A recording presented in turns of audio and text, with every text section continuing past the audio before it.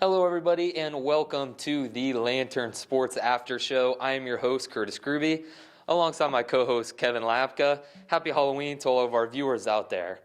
Kevin, Ohio State with a big win tonight, 38-25 over 18th-ranked Penn State. What are your takeaways from the game?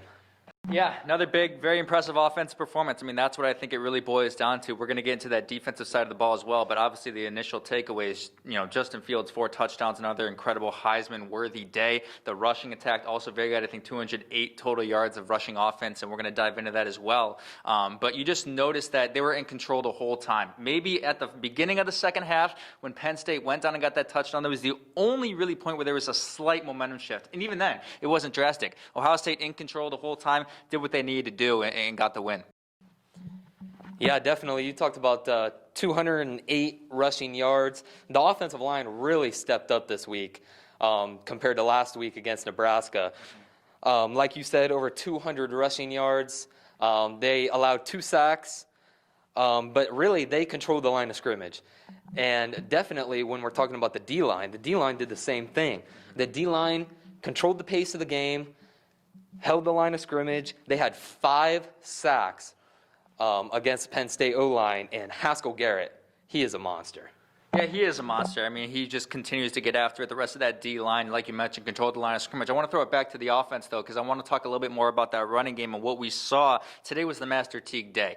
Master Teague today, 23 carries, 110 yards, and a touchdown, and they were giving him a majority of the carries. Trey Sermon, on the other hand, 13 carries for 56, only 4.3 yards per carry. But what I do find interesting about this rushing attack is it's still a drive-to-drive basis. For 2 drives in a row, it'd be Master Teague, and then all of a sudden Trey Sermon's back in there. I don't know if that's necessary. I mean, it worked today, and they're winning games, and the rushing attack looks good overall, but I think it's a better strategy going forward if you just use them interchangeably in the drive consistently. It doesn't necessarily have to be this drive, it's only Master Teague, this drive, it's only Trey Sermon. I mean, they bring so many different things to the table that you can really exploit a defense and bring different things and attack a defense because of their different running styles. So I think going forward, don't worry about it being a drive-to-drive basis. I mean, I understand the ride the hot hand mentality, but you've got 2 very talented backs who provide different things to the table. Thunder and lightning type thing is what people always want to say. That's what you have in Sermon and Teague. I think you got to use that going forward.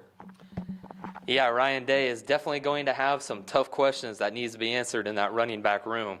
That's going to do it for us here at the Lantern Sports After Show. Make sure you look out for us after the game next Saturday. I'm Curtis Gruby. That's Kevin Lapka, and we'll see you next week.